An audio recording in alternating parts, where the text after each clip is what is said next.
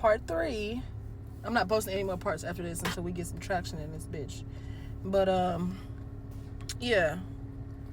So now we at a point to where the side chick done let me know that she did know that she was engaged in a relationship and who she was in a relationship with before she proceeded to start it pushing up on her. So therefore, not only is she wrong, but you're just as wrong as well. You knew and you still didn't give a fuck and you still proceeded. Therefore, not me and you have an issue. Don't fucking talk to me, bitch.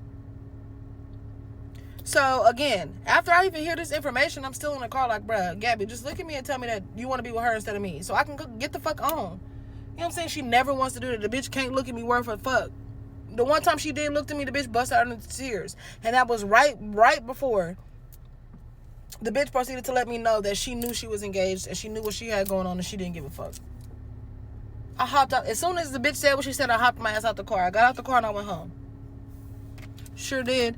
I went the fuck home. She was blocked. Whatever text number she was texting me off of, she was blocked. Now, mind you, I ain't gonna lie. I thought I was in love for real.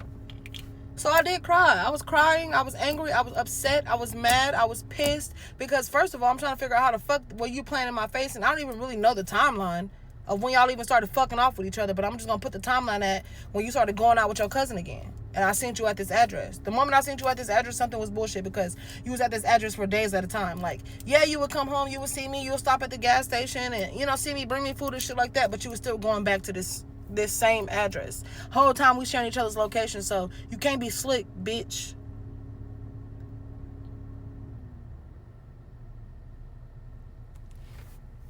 So a couple days go by. I don't hear from her, nothing like that. You know what I'm saying? A couple days go by. Now at this point,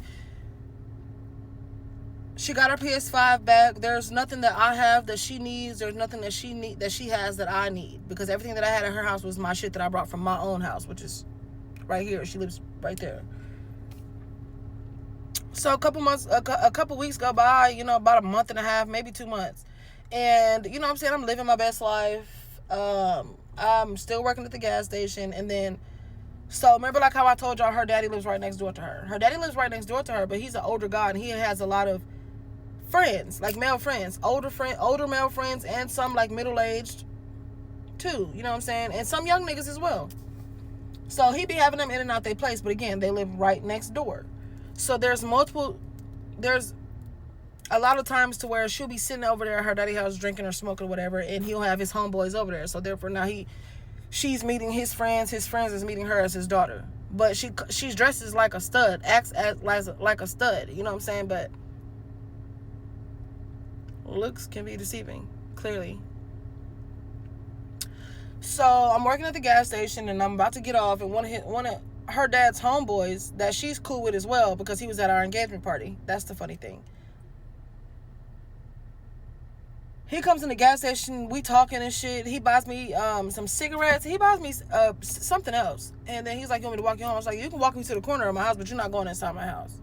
So he walks me to the house and shit like that. Now at this point, he didn't walk me to the corner. He walked me to my front door. He walked me to my front door. I had a bottle. I said, you want to take a shot? He said, yeah. I said, all right. And these is the rules. We finna go inside, go upstairs. You're going to sit your ass in this fucking chair. Don't touch shit in my house or in my room or wherever we decide to conversate at.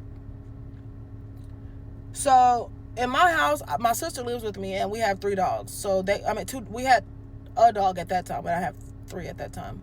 But my downstairs wasn't made up the way I wanted it to be, so it wasn't a lot of hanging out. Like, I never had a bunch of people just at my house, one.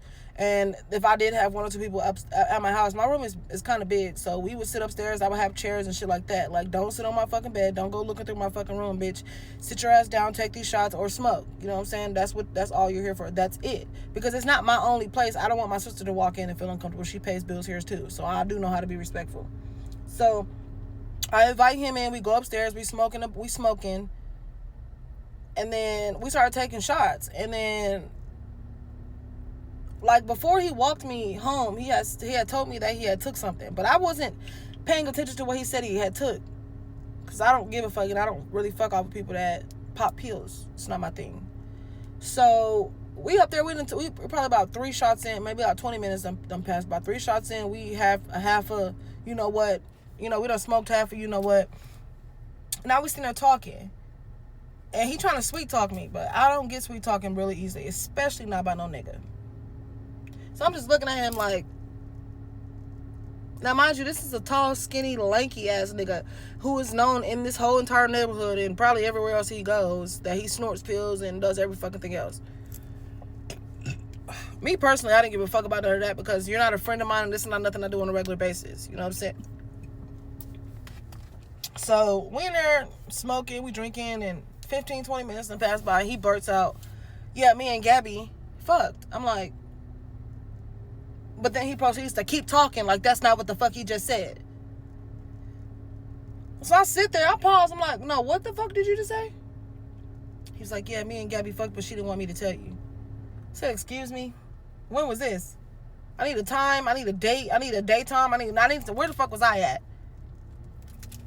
So then he proceeds to pull up the messages between him and her on Messenger. So y'all know how, like, I don't know why some grown folks still do this, but apparently we still do. When after you have relations with a person, you know what I'm saying, and y'all separate and then y'all talk about it again, that type of stuff through text or over the phone or whatever the case may be. That was that type of situation to where the messages that he showed me a conversation before what happened, and you can see the slight change in the conversation. So it's before what happened, I seen that part of that conversation, and then after they did what they did, I seen that conversation. The way they were talking to each other, he just telling her like, oh my God, you have a great body, that ass is nice. Like, he just complimented her body and shit like that. So I started asking him about her tattoos, you know what I'm saying? Because she has a lot of tattoos and they're in specific spots. So if you're going to tell me she has a tattoo, you can't tell me where that tattoo is. And I'm not really just going to believe you 100% because in order to see those specific tattoos, you have to have seen her naked.